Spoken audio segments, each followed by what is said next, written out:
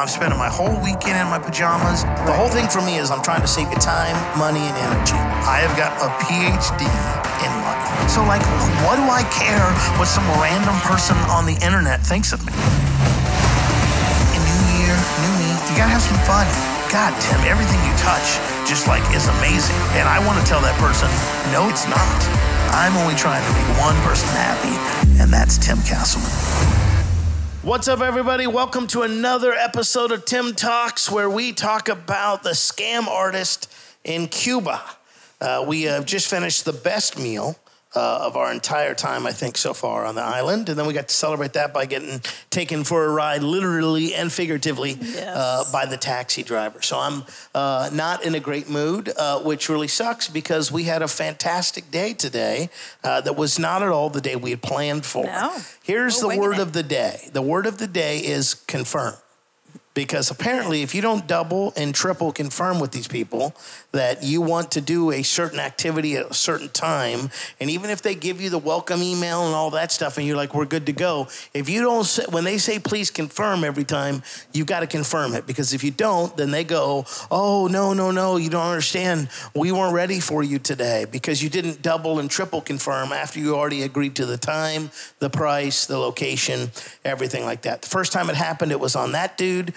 This time it was 100% on me. I didn't confirm 2 days ago. So, of course, when I said, hey, at like 11 o'clock today, hey, we're still on for today, right? They were like, are you fucking kidding? No way. There's no way that we could possibly find someone to scam you in 3 hours or less. So we are going to have to do your Hemingway tour tomorrow, which is fine. We're doing a private tour. Hopefully it'll be everything that Sue's hoping it for. It's just like the amount of money we're paying for 2 hours, it better be the best. Hemingway himself better fucking come out and write us write us some prose. So we had the whole day on our hands and we say, you know what? Let's just keep on the tourist track and let's go down and check out the old Hotel Cohiba our favorite new place. Our favorite place, our favorite hang, if you will. And it was, they have the Cuban national baseball team hanging out there this week. I guess they've got something major going on. So we decided, you know what?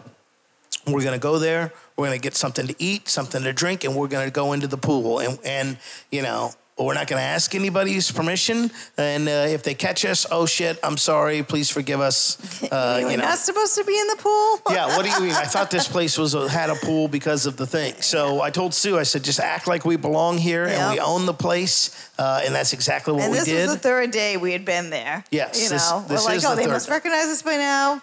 Yeah.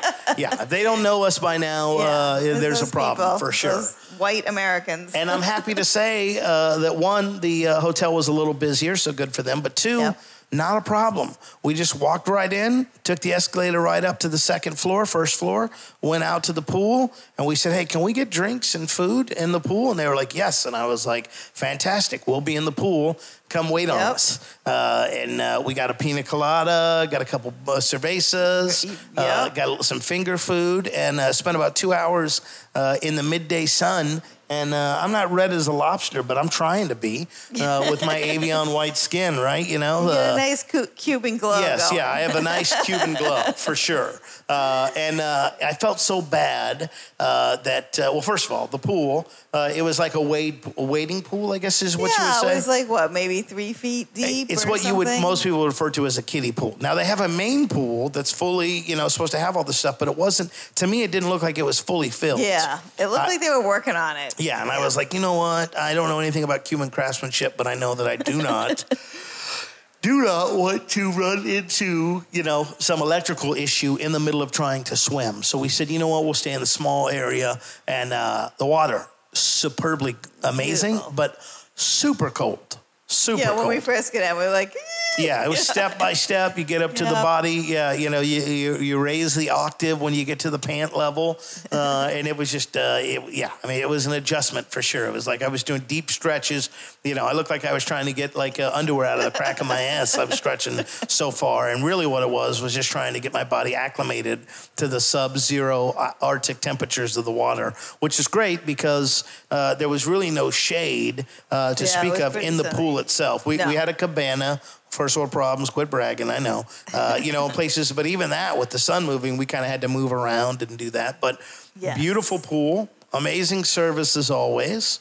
And we had a wonderful time there. It was great. Yep. And then we decided about that time, you remember from our last episode, good old Brandon hooked us up with Ivan the terrible driver. And he was like, hey, here's his number. You can call him. He's a good dude, et cetera, et cetera. So we hit him up and I'm like, hey, Ivan, we'd like to take a tour around Cuba and see your version of Cuba, right? We've seen the tourista side. We've done the walking tour. We're like, you just let us know what you think is a good thing to show us. You show us what you think is important. Yeah. How's $20 an hour work for us? Works fantastic, which makes me more pissed about the drive home. I'm like, I just paid a guy $20 for an hour, and this fucking idiot charged us $25 for a 7-minute ride. Tops. Yeah, and you really can't argue here because one, I didn't ask ahead of time, and two, what the fuck am I going to do, arguing against a Cuban national and spend the rest of my life in some jail?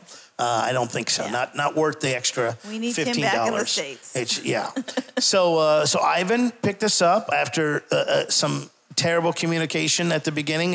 It's like, man, when you make these deals, you got to go one at a time, one thing at a time to keep it all there. And again, you got to double and triple confirm. And finally, we were like, hey, we're going to the pool. We'll see you at 4. And if we come back and we don't get a reply from you, then we don't see you today. And that's perfectly fine. Luckily, everything worked out. We came back. We got changed. We got dressed. We went out. Ivan was waiting for us. Nice guy. Had a nice, clean car. Beautiful Very AC. Nice. Yep. And he goes, one of the other conversations I was trying to have with him that was confusing him is I'm trying to get some Cuban peso cigars. Not Cohibas, not anything else. Cuban peso cigars. Right. And you would think I'm trying to get like Fidel Castro's DNA strand or something.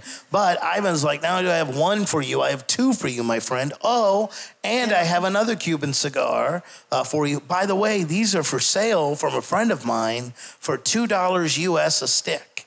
And I was like, Ivan, hook, line, sinker, right in the mouth, buddy. I don't even care if these are not Cohibas, right? Because what I do know is they're made out of all Cuban tobacco. So they're Cuban cigars, even though they may not be the Cohibo, Siglos, Sixes, or whatever it is that he tried to convince that we were. So anyway, before we even get to the cigar thing, we're like, all right. He's like, where do you want to go? I'm like, you're the tour director, Ivan. You take us wherever you think. And we saw every part of Cuba, or I should say Havana, that you could imagine. We saw the opulent areas where the heads of basically the diplomats and the nationals live. We saw where the embassies were. We saw where, what was the name of the artist that we went and saw? Like Joseph something. He did a lot of like mosaic. I want to say Joseph something. It started with a J, but so there was like this little park, or you could go in, but it was closed. But still, even the outdoor, and he had all these like artistic things, like in the front of people's houses. And it was basically he was taking tiles, smashing them up like I am smashing up the sleeping medication, right? And putting it all over. I mean, walls. This entire artist compound. Did it over an entire housing complex. I mean, you could tell when you went into his neighborhood, right? And he apparently has a whole team that was doing this, gorgeous. and was getting paid by the Cuban government to do so. Very nice. And the guy was like, oh, this used to be free to go to, but now it costs $1 American. Yeah, to go in and we're like, I think we can deal with that. I think we can pay for that. But it was closed by the time we arrived, so it was like, okay, another day, another dollar. But Sue did get to ride the artistic horse. Yeah, there was the gift shop was open, and there was a beautiful horse over there, and Sue's like, I'm going to ride this thing. And I was like, Sue, let's not get arrested. And the lady was like, get on that thing. I was like, all right, well, we're not getting arrested. We're getting encouraged. Right. So Sue got her horsey horse photo, which was good. Then we went to that we went to the river. That was pretty interesting. And you could tell they took all the Americans there because all the Americans were there. Yeah, I mean, all those 1950s shiny cars, beautiful cars with the gringos in the background. Beautiful. Yeah, but just absolutely gorgeous to kind of see that area. Saw a huge agricultural area as well. I mean, like I said, every part of Cuba. I mean, it was there to see, and it was really, really cool. We drove around for probably 2.5 hours, and we said, Ivan, hey, we're kind of getting hungry. Let's get a plate. Let's stop and get a bite to eat. Wait, before that, don't forget the piece de resistance. The last place he took us to before he dropped us off was the Hotel Nacional. Yes, and that is a breathtakingly I'm moving in there. gorgeous. Let me tell you right now, that place is amazing. Breathtakingly gorgeous. Yes. Like they have a dress code for dinner type place. Yep. I mean, just like, it's hard to put into words how beautiful and old and ornate that place is, but how well it's maintained. Exactly. And you could tell it was another tourist hotspot because it seemed like every tourist in Havana was staying there. You know, so they had that beautiful bar. They had a beautiful bar. Into. They had huge cannons. There for the cannons, protection, baby. Let me show you my big cannons. Yeah, right on the water. Looked over the ocean. They had this, beautiful sprawling green lawn where you could go out and, they had peacocks on the ground there. Peacocks. I mean, come on, people. And they had a full band with dance team ensemble that would basically do a concert right there for everybody. Then they had a private bar area, if you will, and it had every drink and alcohol known to man there, and had photos of every cigar smoker, person that had been there, anything like that. So it was really interesting to see through the 20s, 30s, 50s, 60s, 70s, 80s, and all the way up to current day. You were like, and that's holy a place shit. we never even really heard. I never heard about it, right? No, I didn't. He's like, I'm going to show you this hotel. I'm like, what do you mean you're going to show us that? How great can a hotel be? And we were blown away. We were like, this is what you mean by a beautiful hotel. We got to see where Fidel Castro lived in his later days. Yeah. We got to see the monument to the revolution, I guess is what that big tallest building or tallest thing in boat. Cuba. Remember the Fidel Castro boat? They actually have the boat that Fidel came from Mexico to Cuba in. That was interesting. Yeah, so lots of commemoration. Commemorative stuff from that time and that era that we should check out. We also got to see what I would consider the real Cuba. You see these houses, you see people waiting in queues. Even our driver told us he was on some blood pressure medication and he can't get it anymore because they're currently not making it right now. Yeah. And it was just like, oh shit, I can't believe this. This is crazy. One thing Brandon said yesterday that we agreed with him immediately, it's like, when we go home, there is so much to be thankful for when you go home that you don't even realize. Going to a grocery store that you don't have to wait outside in order to be able to go inside to be able to get a few things. Like today, our driver stopped and picked up 5 eggs, and that was his ration. And he was like, if I want to buy more, I have to buy them on the black market. And what did he say, like $9 for 30, I think, or something like that? Yeah. Which he said before, it was like, a few dollars. So, and unlike us tourists, it's tough, to make a living here, and it's tough to have that money and that for the extras, which are just basic necessities. Yeah, 5 eggs in this little plastic bag. Yeah, he stopped and he goes, I need to go see about my ex. And I thought he said his ex. We're like, okay, this is weird that we're getting involved in this love triangle, but whatever, we're captive. Why not? But what he meant was eggs, and he came back with 5 eggs, 5 eggs in a bag, and he showed us. He goes, that's all I get for my ration. 5 eggs here. Yeah, I'll have to call us the eggs episode. And then he was like, oh my God. He's like, all right, let me take you to this place that we recommend for dinner. And then we get halfway there. He goes, oh shit, I forgot you wanted some cigars. So I'm going to take you back to the spot. We drive down a residential road, houses on both sides. 6 feet wide. Yeah. With little kids walking on the street. I'm like, you could put your hands out the window and touch. Hit a wall. Yeah. I mean, it was like, what the fuck? But, we stopped at this marked building. That was a residential place. He's like, stay here. He went up. He got the cigars for me. He came down. He presented them. They're still wrapped in newspaper. So hopefully, very sneaky. Hopefully they're actually cigars in there when I open them up at some point tomorrow. And if not, then he scammed us too. But I don't think that's the case with him. He seemed like a very nice and honorable person. Like I said, worst case, I have some fake Cuban cigars, which are still Cuban. tobacco. Right. So, and then we're like, all right, where do you recommend we go and eat? And he stopped at another place. It was just like a little hole in the wall. In fact, we didn't even see any place when he stopped. We're like, okay, what do we do? He goes, oh, you just get out. And he goes, you go to your right and you look up and there's just an open door with a walkway, just, like stairs up. And we're like, you don't know where to go, these places, because there's no signs. Yeah. So we're like, okay, not a problem. So we get out and we're about to walk up and the guy goes, hold on. He goes, how many? 2? He's like, giant guy there. Yeah, and he's got a gong, and he just gong. I'm like, oh, we're here, okay. And then he's like, all right, go up the stairs. Yep, so we go up floor 1, floor 2, and they're like, hello, welcome. I was like, thank you. He's like, 2? I was like, yeah. He goes, great, more stairs. But this was like a spirally staircase all the way to get up. Probably 2 times, I think we had to rotate on there, holding the whole way up. I'm like, if I fall backwards, Yeah, catch me. It was going to be a problem for sure. So luckily we made it up there.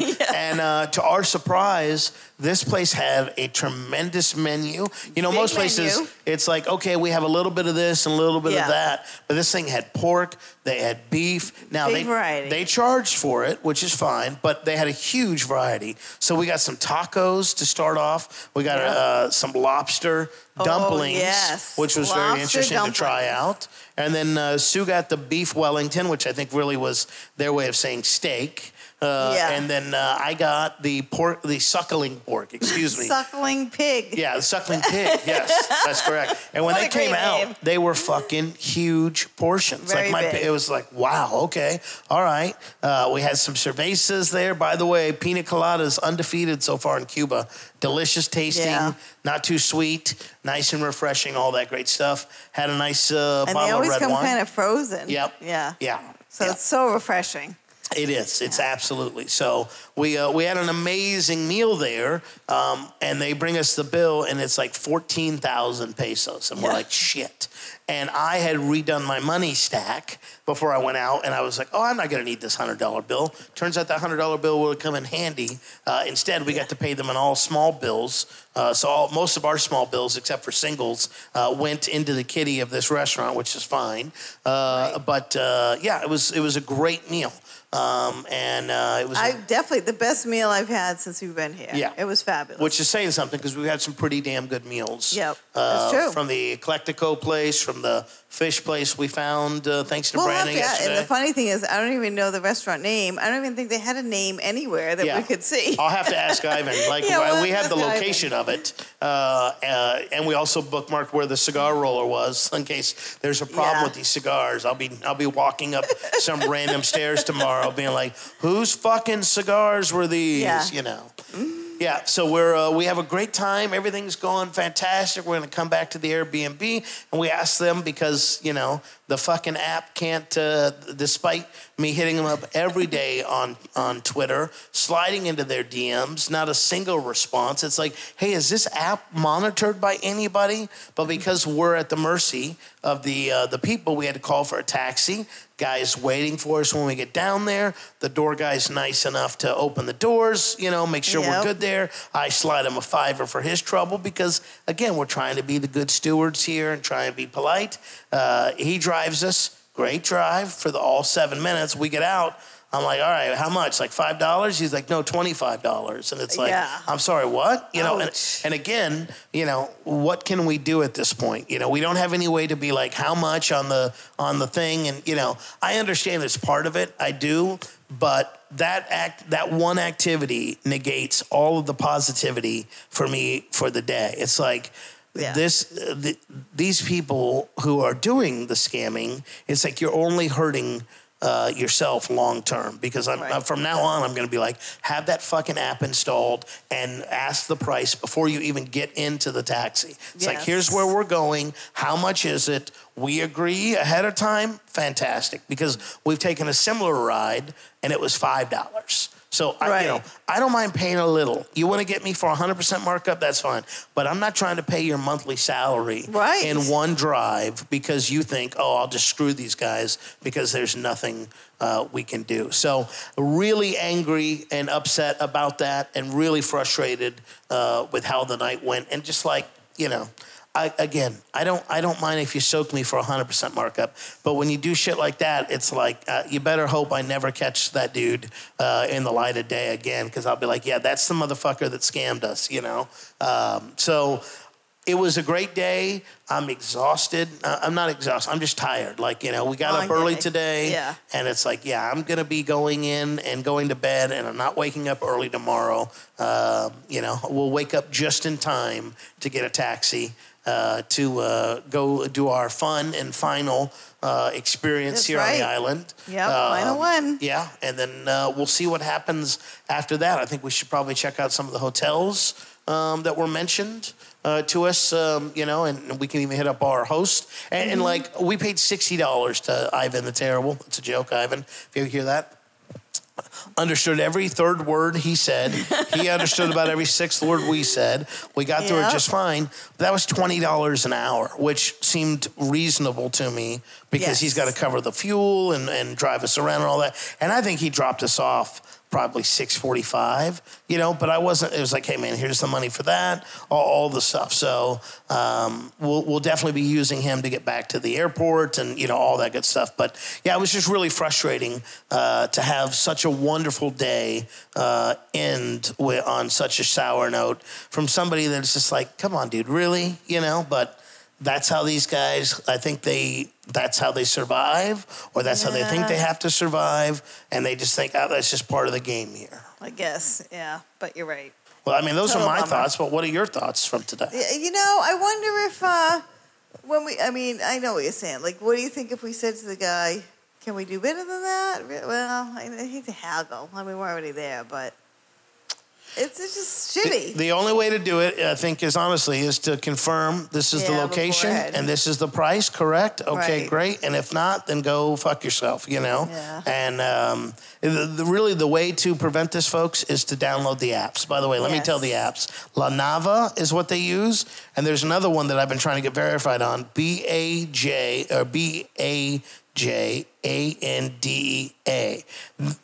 Confirm them before you leave wherever you're going or coming from so that you have those, because those, when we've used them, have been awesome. You know, the drivers have used them, and it's like, okay, cool, here you go. And, you know, again, I understand this is just part of the travel experience, and, you know, you're supposed to let that shit roll off the back, but it's like, you know, I don't have access to more money here.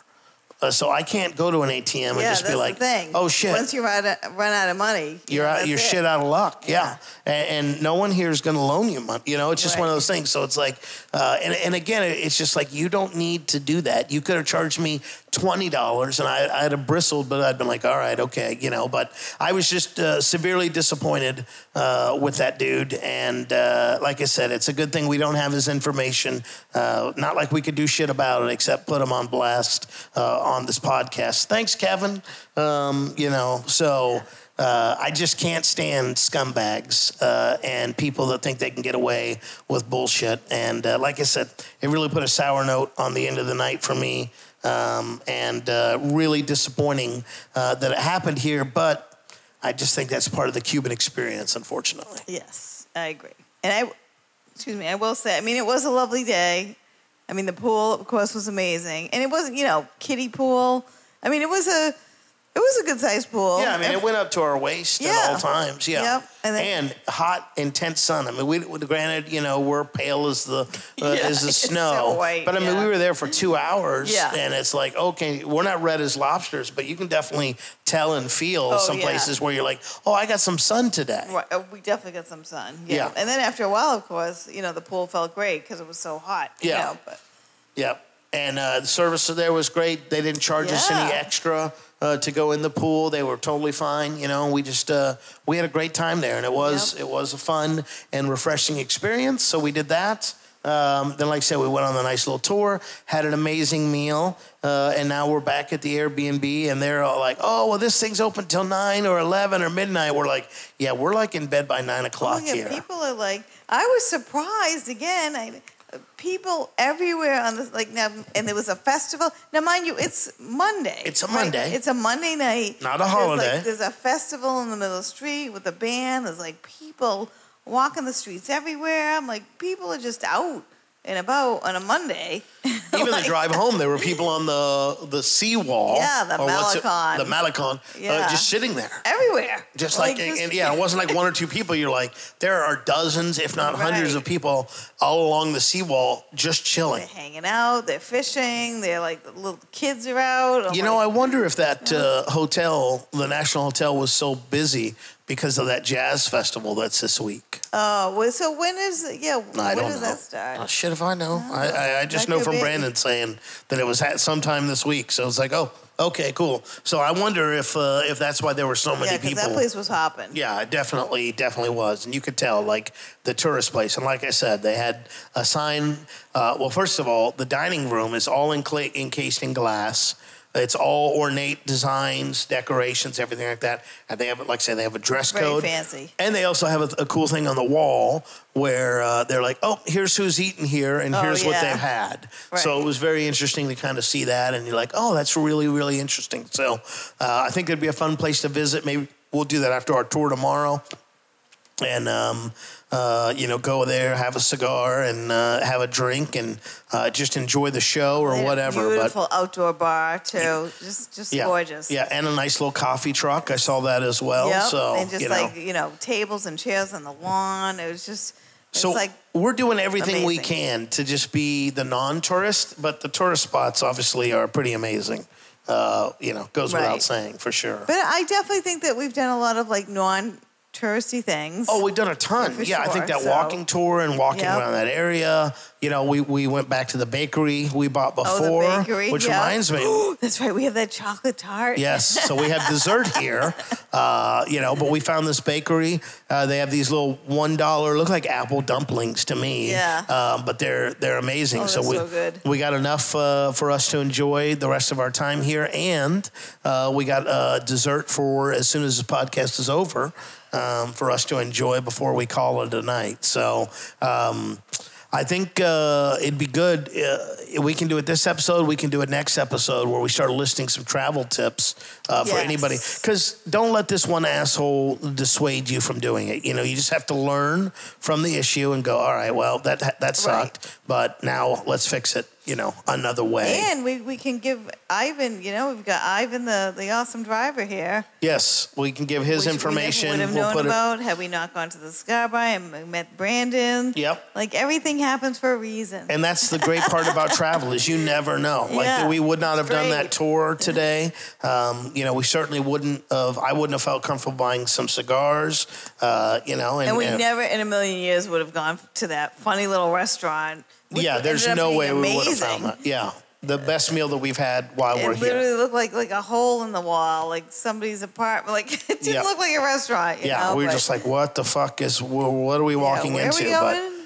And I mean, it's awesome. It's awesome to see that. It's awesome to see the entrepreneurial spirit. I appreciate that. It's great to see all these private businesses popping up and people hustling and making money. There's a ton of people that open up these little shops that have alcohol and cigarettes and snack foods, breads, things of that nature.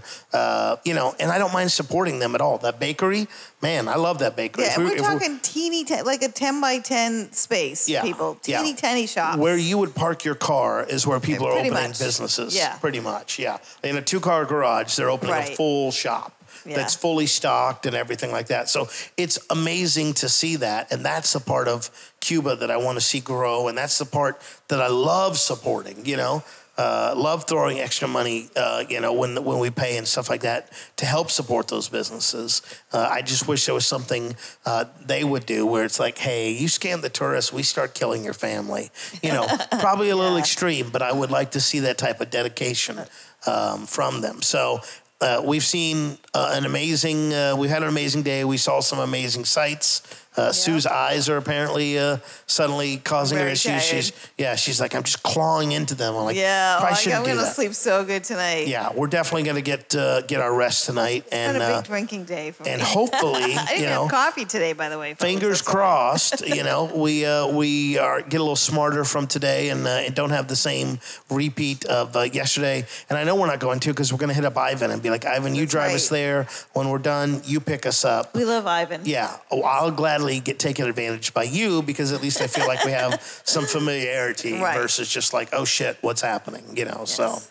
Any final thoughts or anything you think we missed from today? All I'm going to say is, ladies, if you come here, bring a couple of, even just one roll of toilet paper for yourself. Trust me on this. My God, this woman in the toilet paper debate will not stop. Like I get stories from every place. Yeah, every place. They don't have anything in there. I'm like, I don't know what to tell you, Sue. I didn't put the toilet paper on severe restrictions. It's been interesting, but I have survived. Yes, so, you know. Yes, and do that, and don't be afraid. I mean, Brandon was, he brings supplies with him. We reached out to several agencies that never even reached back out to us in terms of setting something up. So we weren't able to do that this time. But if we come back in the near future, I definitely wouldn't be opposed to bringing a suitcase full of shit. For sure, people. Yeah.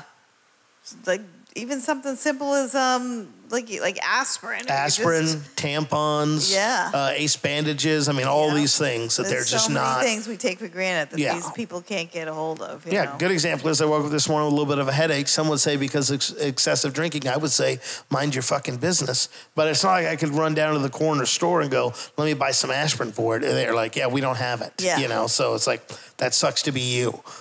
So. Great day, great time. Looking forward to tomorrow to check out what Hemingway did and, his experience and all that stuff and whatever adventures lie ahead. Because we only got 2 more full days tomorrow. No, it's gone tomorrow and Wednesday and blink, and then we're back on the plane and back to the land of milk and honey. Oh, yes. Real milk. Yeah. Land of never-ending toilet paper. Toilet paper. It's COVID time. High-speed internet. The internet. Roads that aren't destroyed. Yeah, the things that you take for granted that when we get back, you'll be like, oh, I remember. Like even just walking into a supermarket. Yeah. And not standing in line. Yep. And when you walk in, they have everything. Yeah. And you're like, oh, this is great. So, when people complain about shortages and stuff in the United States, I'll be like, let me tell you about this little island, 90 miles to our... At least you're not being rationed. Yes. At least you're not, rationed to 5 eggs. Right. Yeah. Yep. Well, thanks for listening, guys. Apologize for being grumpy on this one. It just, that shit just bugs me. I never have liked people that cheat, lie, and steal. I don't like bullies. I don't like people that keep their words. Thanks, Kevin. People like that, I think they're lower than low. Karma will eventually get that guy for what he does. But again, I also understand when you have nothing and, maybe even have a little resentment towards the tourist coming. Maybe. And, who knows what his issue is. I don't get paid to diagnose him. Like I said, hopefully karma takes care of that for him.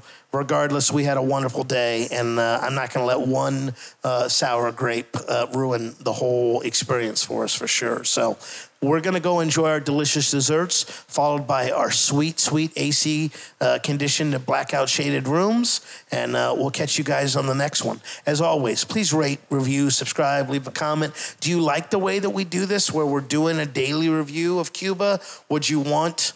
something different? I don't know these things. If you don't tell me and give me input, then we don't know what you like, what you don't like, to give you more of what you like and less of what you don't. That's kind of how this shit works. You tell us what you like, we go, hey, we can live with that. We'll do more of that. You tell us what you don't like, hey, we don't have to do as much of that. Not a problem. So thanks to Brandon, thanks to Ivan the Terrible for picking us up, and thanks to that unknown restaurant that, you're right, I don't even know the name of it. That we had the best meal of our experience so far. So, have a great time. We'll see you soon.